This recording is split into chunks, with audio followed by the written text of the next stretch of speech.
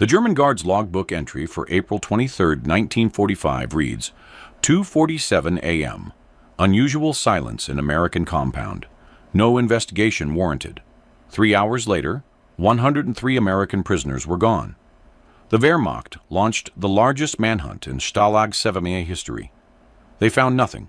No tunnel, no cut wire, no bodies.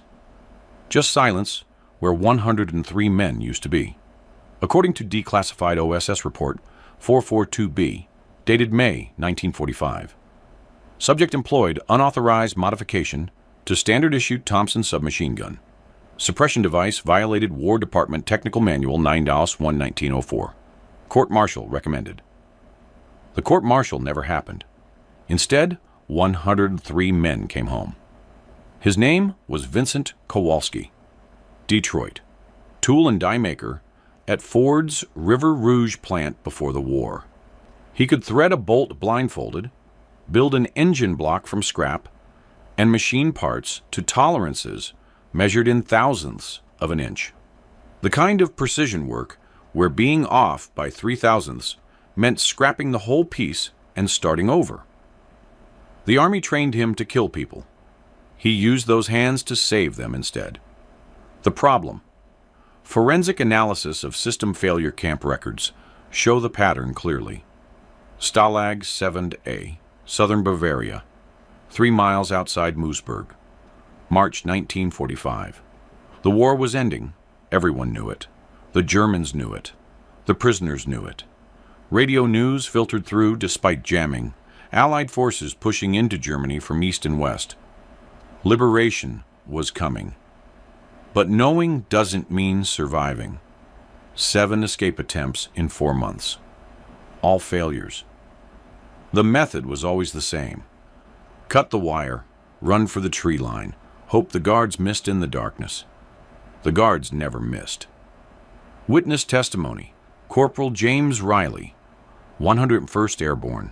They had spotlights on motorized mounts. Sweep patterns every 40 seconds. You got maybe 30 seconds between sweeps if you timed it perfect. But the guns started before you made 20 yards. Every time. Like clockwork. Camp logs document the kills methodically. March 12th.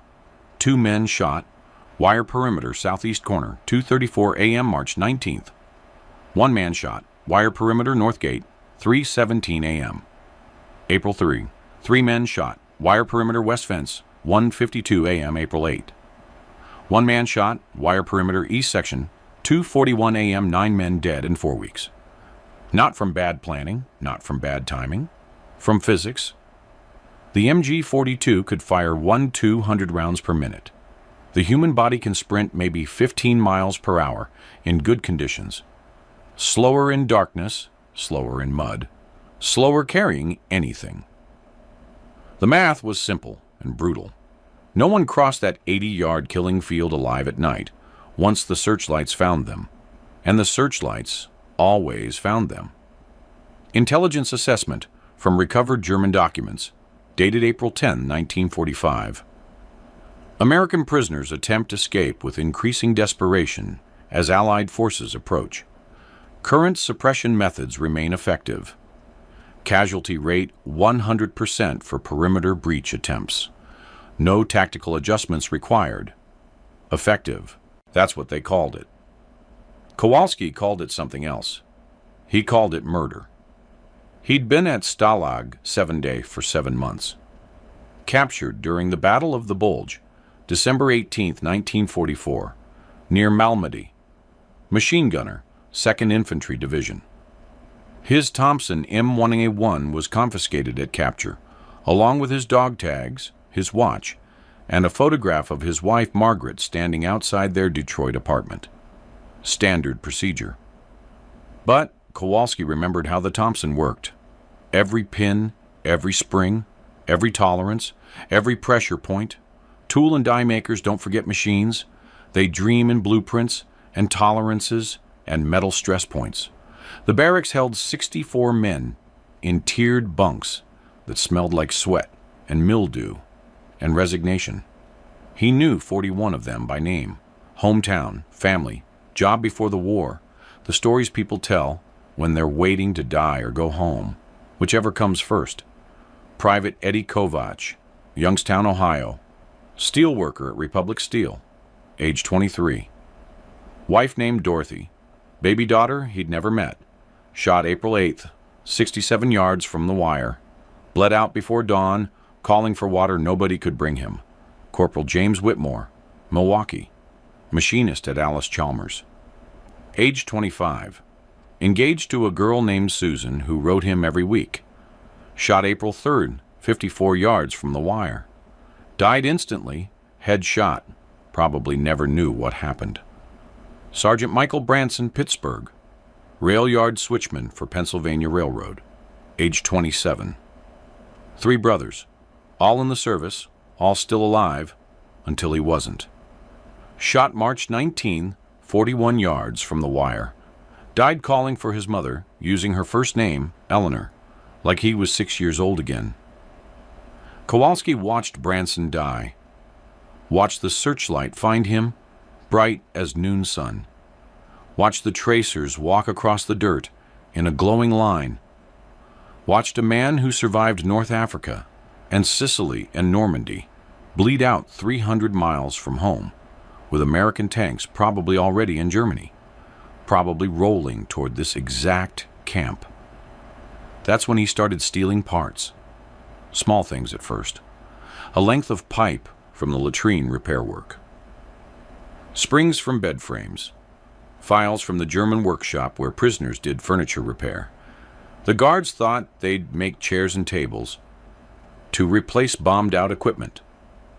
Nobody watched too carefully. Why would they? What could prisoners do with a file and some pipe? Kowalski could do a lot. Testimony, Private Raymond Torres, 3rd Armored Division. Vinny was always scrounging, always watching. He'd spend an hour staring at the guard towers like he was memorizing them. Then he'd go back to the barracks and draw these diagrams. Angles, distances, times. We thought he was losing it. Stress does that sometimes. But Kowalski wasn't losing anything. He was building something. The problem was clear. Sound. The Thompson M1A1 submachine gun produced approximately 157 decibels at muzzle. For reference, a jet engine at takeoff produces 140 decibels. A gunshot at that volume carries over half a mile in still air. You could hear it across the entire camp. Fire one shot and every guard in 400 yards knew your position, your direction, your intent. Silence was impossible. Except Kowalski didn't believe in impossible. He believed in tolerances, in engineering, in the fact that every problem has a solution if you understand the physics. Sound is just air pressure. High pressure from expanding gas. Control the expansion, control the pressure. Control the pressure, control the sound. Simple, except it violated every military regulation ever written. The Innovation Evidence Log, U.S. Army Criminal Investigation Division, May 1945. Item 7. Modified suppression device, origin unknown, construction crude. Item 12. Technical schematics, hand-drawn on salvaged paper. Item 18. Witness statements describing whisper quiet. Thompson operation. Item 23. Metallurgical analysis confirming civilian construction methods. The Germans had supplied work tools for camp repairs, metal files, hacksaws, a small lathe requisitioned for furniture construction, and approved by Geneva Convention supervisors who believed prisoners deserved productive work. They thought Kowalski would make chairs. He made something else entirely. Survivor testimony, Private Raymond Torres. Vinny was always scrounging. Pieces of pipe from the latrines, springs from bed frames. He'd sit there filing metal for hours. 8 hours, 9 hours, until his hands bled. We thought he was going crazy. Then one night, must have been April 20th, he shows us this thing. Looked like a coffee can welded to a pipe. Heavy, crude, But the threading was perfect. I know threading. That was precision work. The suppressor was 14 inches long, 2.2 inches in diameter. Constructed from materials stolen over 3 weeks. 3 sections of 2-inch diameter steel pipe from latrine plumbing, cut during repair work. Internal baffles made from mess tin aluminum. 6 individual chambers. Sound-absorbing material, packed with steel wool, from cleaning supplies and torn cloth threading hand-cut to match Thompson M1A1 barrel specifications, 45 threads per inch, end cap machined from a canteen bottom. Total weight, 3.2 pounds. The design was brilliant in its simplicity and brutal in its execution. Gas expansion chambers reduced muzzle velocity below supersonic threshold, 100 feet per second down to 950 feet per second. Steel wool and cloth absorbed sound energy through friction and heat dissipation. Aluminum baffles disrupted pressure waves, breaking the sound signature into smaller, less coherent pulses. The thread fit tight enough to maintain accuracy within 3 inches at 100 yards. But building it was treason. War Department Technical Manual Die Now 1904, Section 4.7. Unauthorized modification of issued firearms constitutes destruction of government property and violation of military regulations. Minimum penalty, dishonorable discharge, and forfeiture of all benefits. Maximum penalty, court-martial and imprisonment not to exceed 10 years. Kowalski built it anyway, machined it in the darkness. Filed metal at 3 a.m. while other men slept. Cut threads by hand, using a die he'd made from a bolt and a file. It took 18 days of work, 18 days of risk. One inspection by the wrong guard and he'd be shot. Testing happened in the latrine at 2 a.m. on April 21st. He'd stolen 15 rounds of 45 ACP ammunition from a guard detail, exact method unknown, likely smuggled during a work party swap. Wrapped the Thompson in blankets, aimed into a barrel filled with dirt and sand and wet clay. Fired once. The normal Thompson sounded like God slamming a metal door. This sounded like someone coughing, hard, sharp, but just a cough, not a gunshot, not even close. Testimony, Corporal James Riley. I was 30 feet away in the next stall. Sounded like he'd dropped something heavy. Maybe a boot. No muzzle flash I could see. He had it wrapped up. But even through the blankets, I should have seen something. The round still hit where he aimed. We checked the dirt barrel next morning. Bullet went in 6 inches, right center. I thought he was showing off. Then he explained what he wanted to do with it. The plan violated every regulation, every protocol, every chain of command structure the Army had. No official approval, no authorization from senior NCOs, no permission from Geneva Convention supervisors, no coordination with Allied intelligence. Just Kowalski, 102 other prisoners, 1 modified Thompson with 14 remaining rounds, and a single night to get everyone out before the camp transferred them deeper into Germany. Away from liberation, toward execution, because the rumors had started. The SS was liquidating camps as Allied forces approached. No witnesses, no survivors, no evidence, just mass graves and burning barracks and guards who disappeared into the civilian population. Private Raymond Torres asked the obvious question during the briefing on April 22nd. What if we're caught building this thing? Kowalski's response, according to 3 witnesses, then they shoot me for treason instead of escape. Either way, I'm dead, but this way maybe you're not. He laid out the operation that night, April 22nd, 1945. 9 p.m. in the barracks with every man crowded close enough to hear whispers. The plan, Phase 1. Cut wire at southeast perimeter, 2:30 a.m. during guard rotation gap. Phase 2. Suppress guard tower searchlights using modified Thompson Phase 3.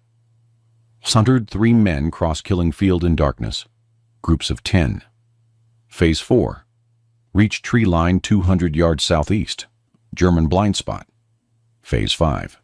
Navigate to Allied lines using stolen compass. Approximately 15 miles. Phase 6. Scatter if compromised. No heroics. Every man for himself. The problems were obvious to anyone with a brain. Guard rotation every 4 hours with 5-minute overlap. Searchlight sweep every 40 seconds with motorized traverse. MG-42 nests at all 4 corners with interlocking fields of fire. Camp population 800 prisoners across 4 compounds. German garrison 120 soldiers, not counting SS detachment stationed 1 mile south.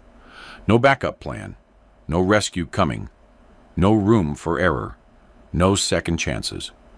Sergeant Paul Henderson, senior NCO in the barracks, 82nd Airborne, Purple Heart from Sicily, pulled Kowalski aside after the briefing. Testimony, Sergeant Paul Henderson. I told him it was suicide. He said staying was suicide slower. I told him he'd get court-martialed if it worked, that the Army doesn't forgive unauthorized weapons modifications even if they save lives. He said he'd get court-martialed for escaping anyway, and at least this way the court-martial would be in America.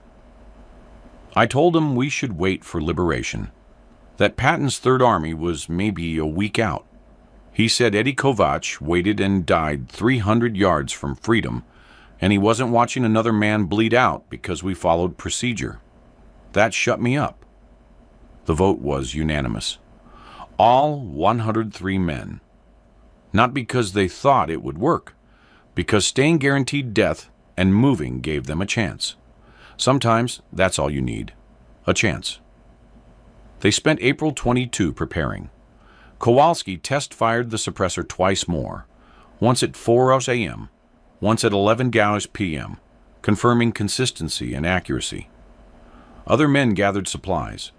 Stolen wire cutters from a work detail, 3 canteens filled with water, compressed food rations saved from Red Cross packages, 2 German maps stolen from a guard office. By midnight, April 22nd, everything was ready. By 2 a.m., April 23rd, 103 men were waiting in the darkness. The execution near April 23rd, 1945, 2:17 a.m. Kowalski moves toward the wire. Modified Thompson under his coat, suppressor threaded tight, magazine loaded with 14 rounds. Bolt cutters hidden in Torres's jacket. The searchlight sweeps past, 60-foot beam cutting the darkness. 40 seconds until it returns. German guard log, Guard Tower 3, Obergefreiter Hans Müller. True 7 hours, routine sweep pattern maintained. No movement detected in American compound. Weather clear, temperature 4 degrees Celsius. Visibility excellent. The log was wrong.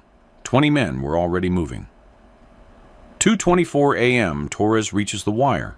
Double strand barbed wire, 8 feet high, posts, every 12 feet. German engineering, solid construction, designed to funnel escapees into killing zones. He positions the cutters, waits for the sweep. The searchlight passes, bright enough to read by. He cuts. The wire parts with a soft twang, audible maybe 15 feet in still air. Not enough to alert the guards 60 yards away in the tower.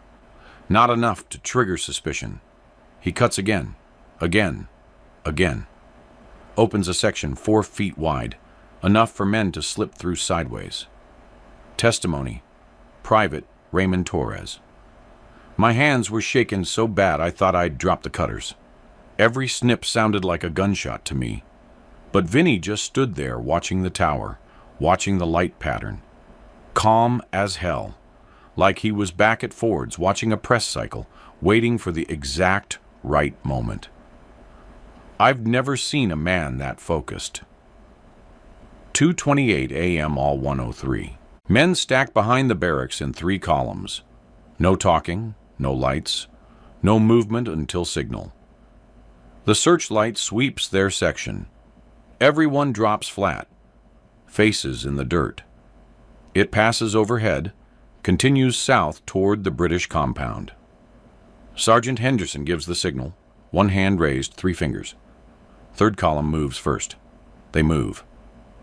2:31 a.m. The first group reaches the wire. 10 men led by Corporal Riley. They slip through the cut section one at a time. Drop to the ground on the far side. The killing field stretches ahead. 80 yards of open dirt. No cover, nothing between them and the guards, except darkness and Kowalski's stolen suppressor.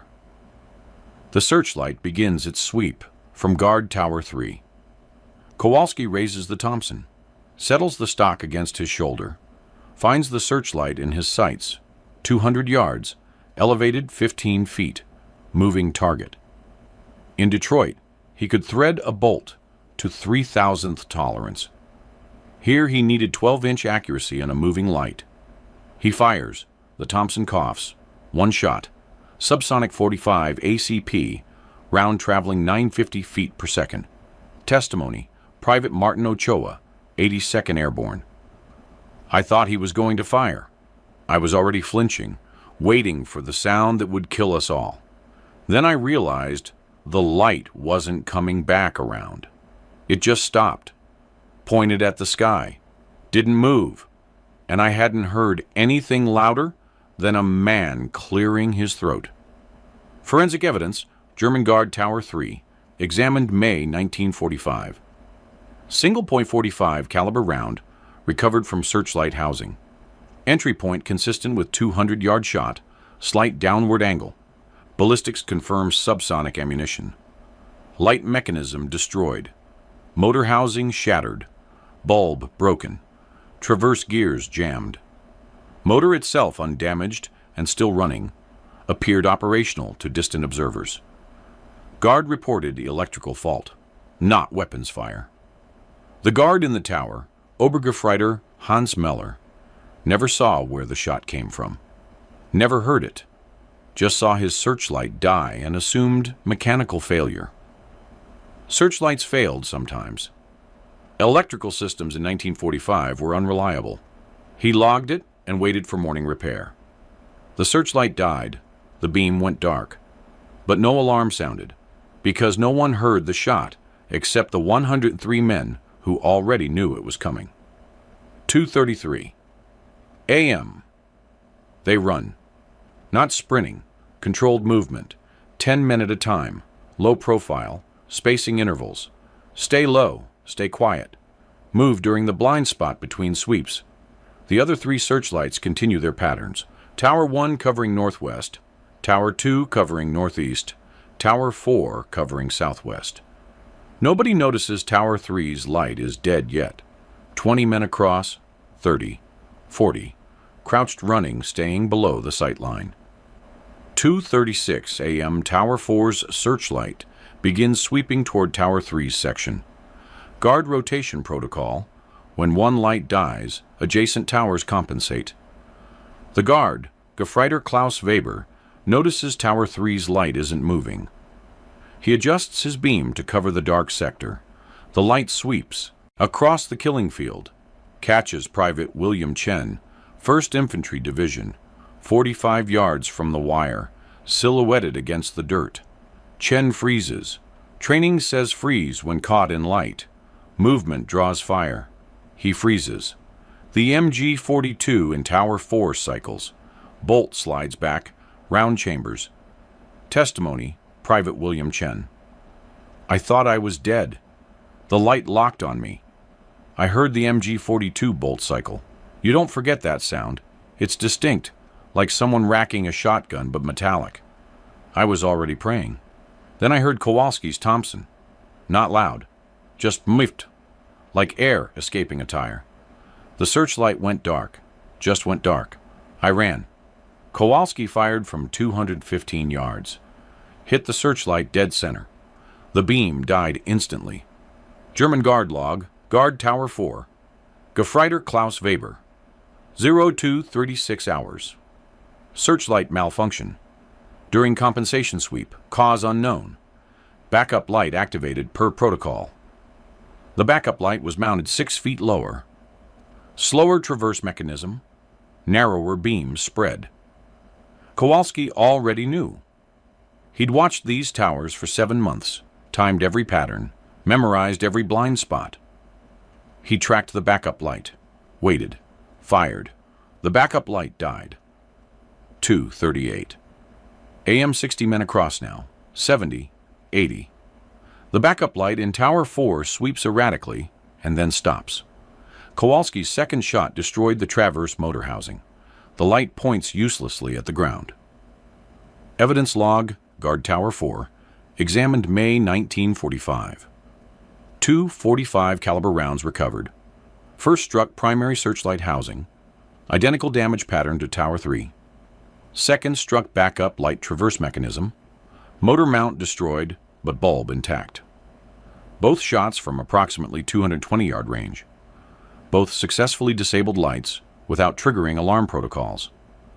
Guards reported electrical cascade failure. 2:41 a.m., 80 men across. 90, 95. The German guards in Towers 1 and 2 noticed Towers 3 and 4 are both dark now. They redirect their lights to compensate, sweeping toward the southeast perimeter. Too late. The last men are already moving. Tower 1's light sweeps across the wire. Catches the cut section. The guard sees it, realizes, reaches for the alarm. Kowalski fires twice, both lights. Tower 1, then Tower 2. Rapid fire. 2 shots in 3 seconds. The lights die before the alarm sounds.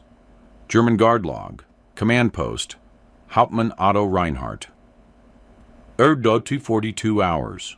Multiple searchlight failures reported across American compound sector. All 4 towers report electrical faults within 5-minute span. Probability suggests systematic power failure. Engineer dispatched to investigate electrical junction. No engineer came, because there was no electrical failure. 2:47 a.m.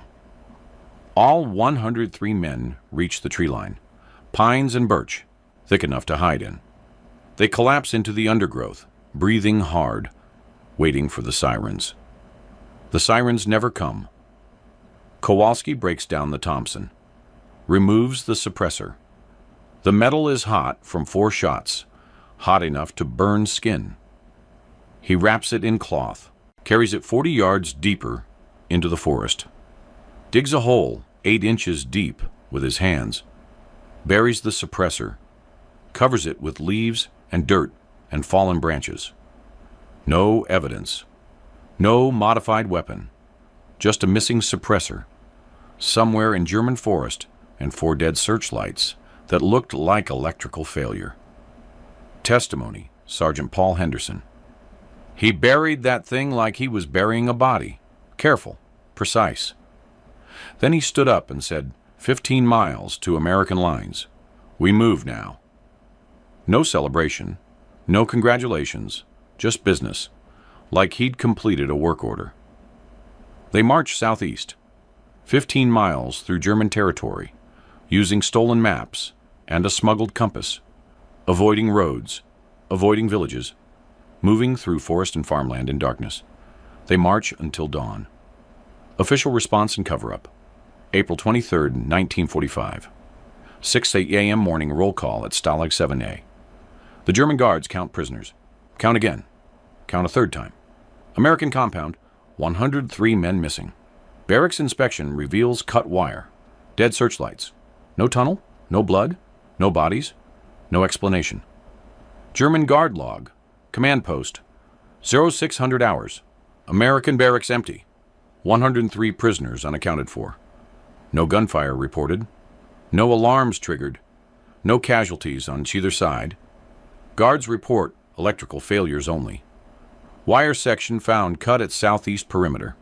Search parties dispatched. The Wehrmacht launched the largest manhunt in Stalag 7A's history. Dogs, motorcycles, truck patrols. They searched for 3 days. They found nothing. The prisoners were already behind American lines. April 23rd, 1945. 8:20 a.m. 103 men emerged from the forest near Landshut. American forward positions, 3rd Infantry Division. They identify themselves, serial numbers, units, capture dates. The American soldiers don't believe them at first. Don't believe 103 men walked out of a POW camp.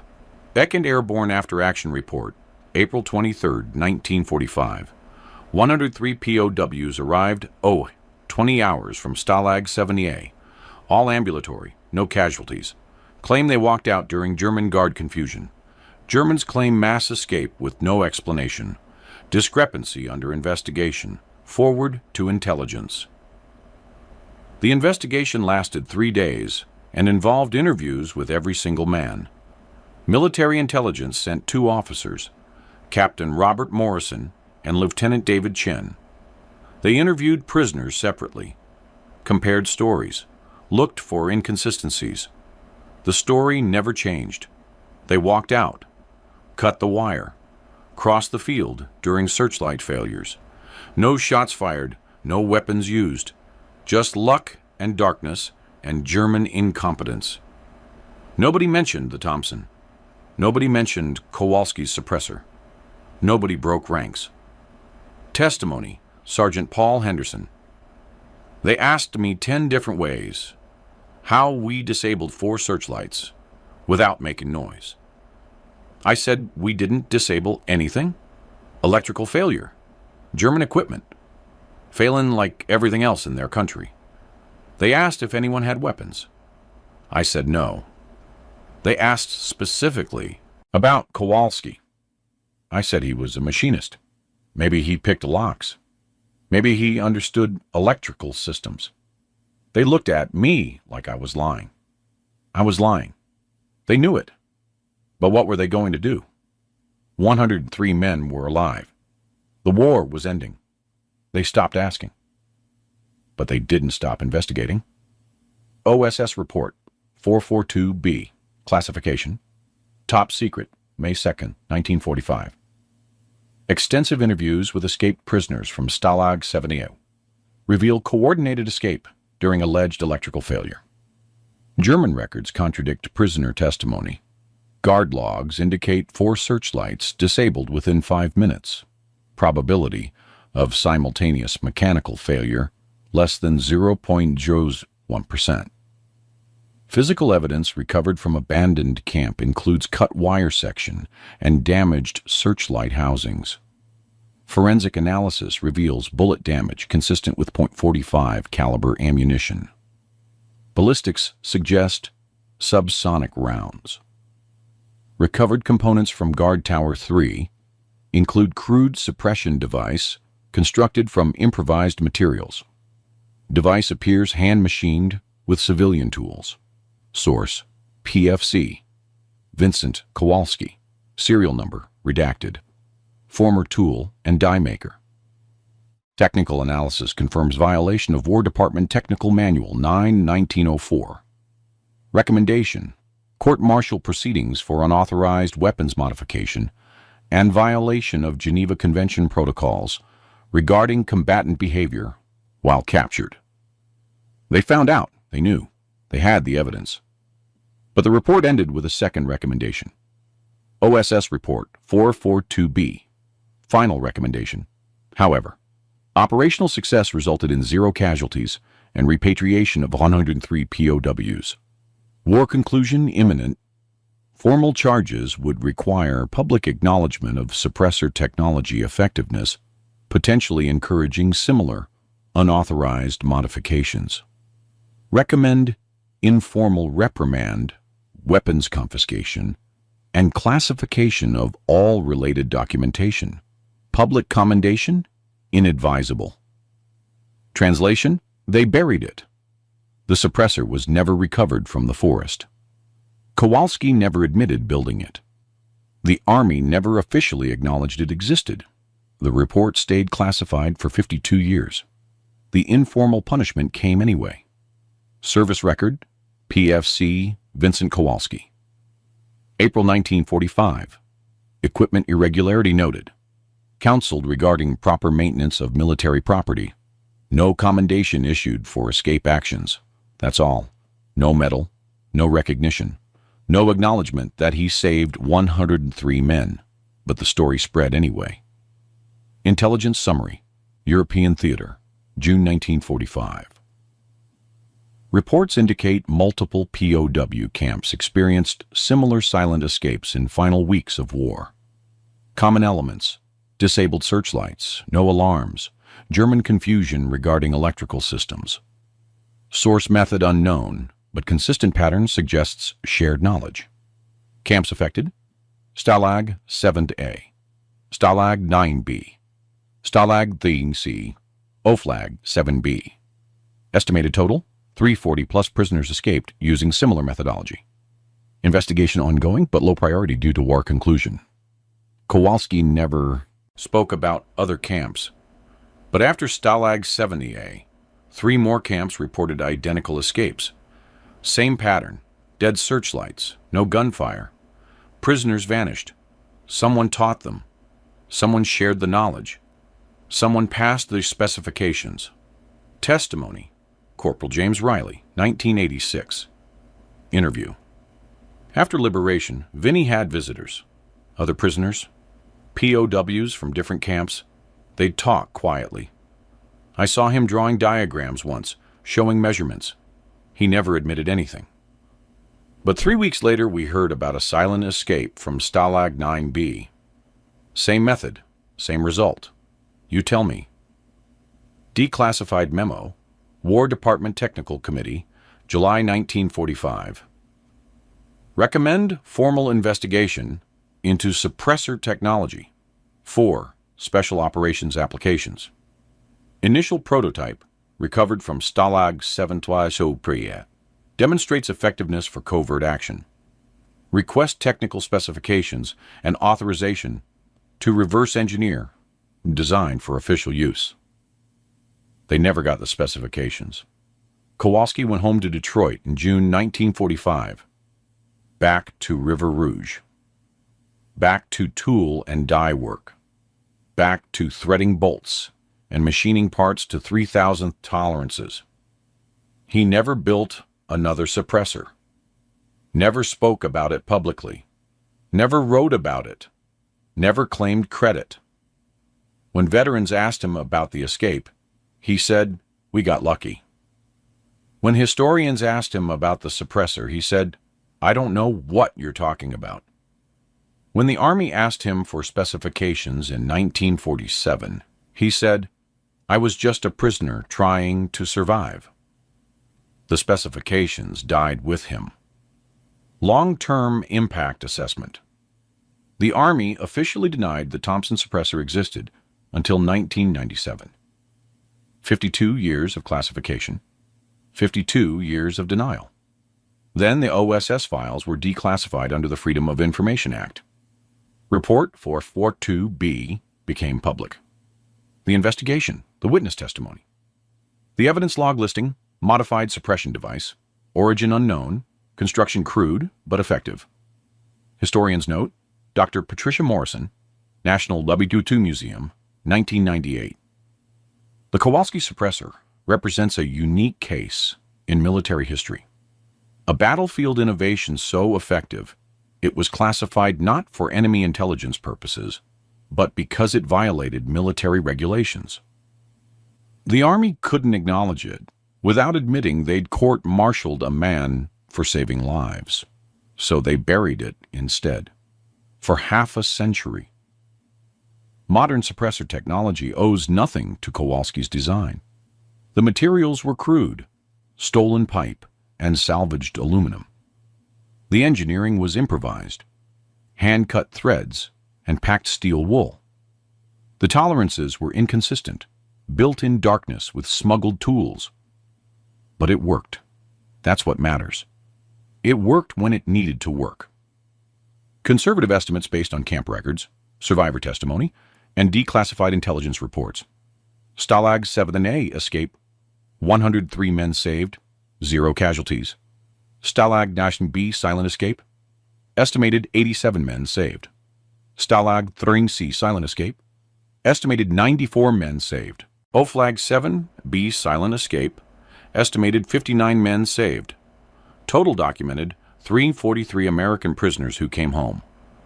None would have made it without that coffee can welded to a pipe. Testimony, Private Raymond Torres, 1999. Interview.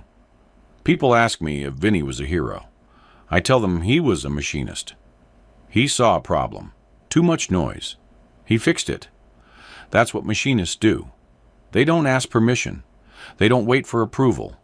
They see what's broken, and they fix it. 103 of us lived because one man refused to accept that silence was impossible. Vincent Kowalski died February 14, 1987. Detroit, age 71. Heart attack at the River Rouge plant, same factory where he'd worked for 42 years. He was on the floor when it happened, inspecting a die press, checking tolerances. Died doing what he'd always done, making sure the machines worked right. His obituary in the Detroit Free Press mentioned his military service in one line. Veteran, U.S. Army, World War II, European theater. No mention of the Thompson, no mention of the suppressor, no mention of 103 men who walked out of a POW camp. His funeral drew 200 people, fellow workers from Ford, men from his neighborhood, 8 men who'd been in Stalag 7 Wayno. They didn't speak during the service, didn't tell stories, just stood in the back and saluted when the coffin passed. Sergeant Paul Henderson, age 73, was one of them. He was interviewed after the funeral. Testimony, Sergeant Paul Henderson, 1987. A reporter asked me what Vinny meant to me. I told him he meant I got to meet my grandchildren. He didn't understand. I explained I was in that camp. I was one of the 103. Without Vinny, I'd be buried in Germany. Instead, I'm here. I had kids. They had kids. That's 4 people who exist because one machinist from Detroit refused to accept the Army's rules as absolute truth. That's a legacy. The Army never officially acknowledged the escape operation, never declassified the reports during Kowalski's lifetime, never apologized for burying his achievement. In 1998, 11 years after his death, the Army issued a statement. Official Statement, U.S. Army Historical Division, 1998. Review of declassified World War II documents confirms PFC Vincent Kowalski's role in Stalag 7A escape operation, April 1945. While his methods violated contemporary regulations, his actions resulted in the successful repatriation of 103 American prisoners. The U.S. Army recognizes his initiative and technical skill. No posthumous commendation will be issued due to regulatory violations, but his service is acknowledged. Acknowledged, not honored, not celebrated, acknowledged. Dr. Patricia Morrison's response, 1998. The Army's statement is typical institutional cowardice.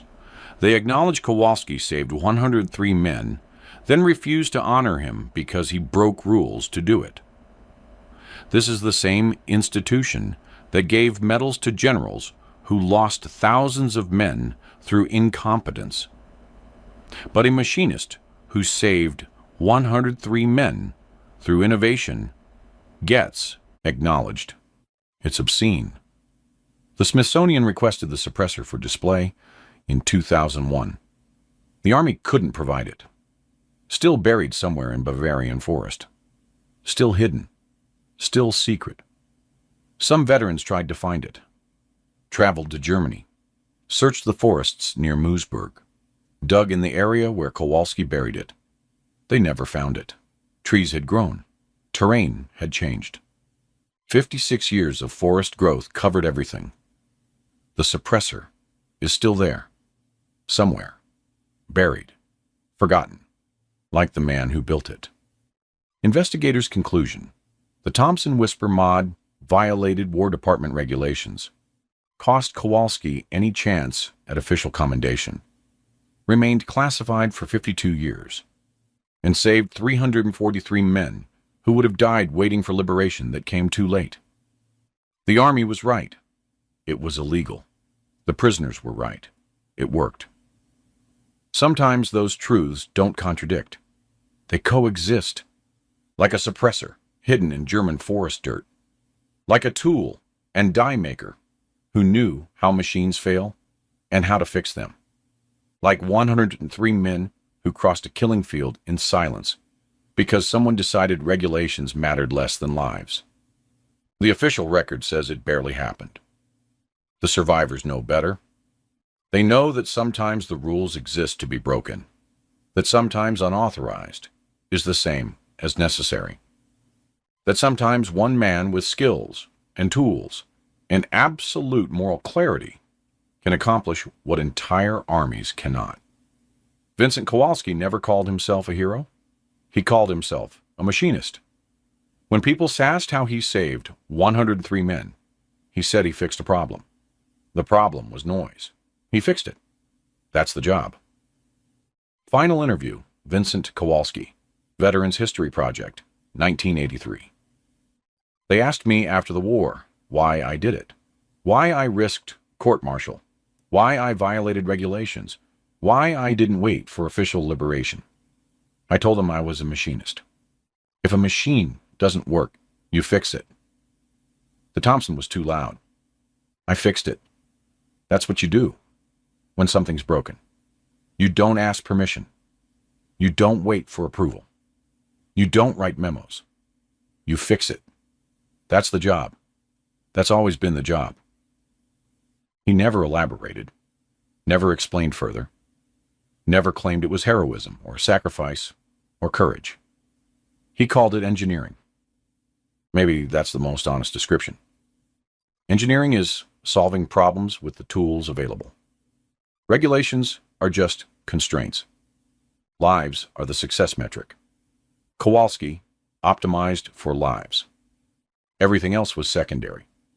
History is built by people who see broken systems and fix them. Sometimes with permission. Sometimes without. Always with consequences. What are you building? What are you fixing? What system are you watching fail? While everyone else says that's just how it works, Kowalski answered with a coffee can and a lathe and 18 days of hand-filing threads in darkness. You answer with your choices, with your skills, with your willingness to act when action violates procedure. The rules exist for order, but order doesn't save lives when the system is broken. Sometimes you need a machinist from Detroit who knows tolerances matter more than regulations. Sometimes you need someone who buries the evidence and never claims credit. Sometimes you need someone who fixes the machine. Make them count. Make your choices count. Because 103 men came home. Because one man refused to accept that silence was impossible. What impossibility are you going to refuse? Case file closed. November 14, 1997. Evidence archived. National Archives, College Park, Maryland, suppressor. Location: unknown, presumed buried. Bavaria, Germany.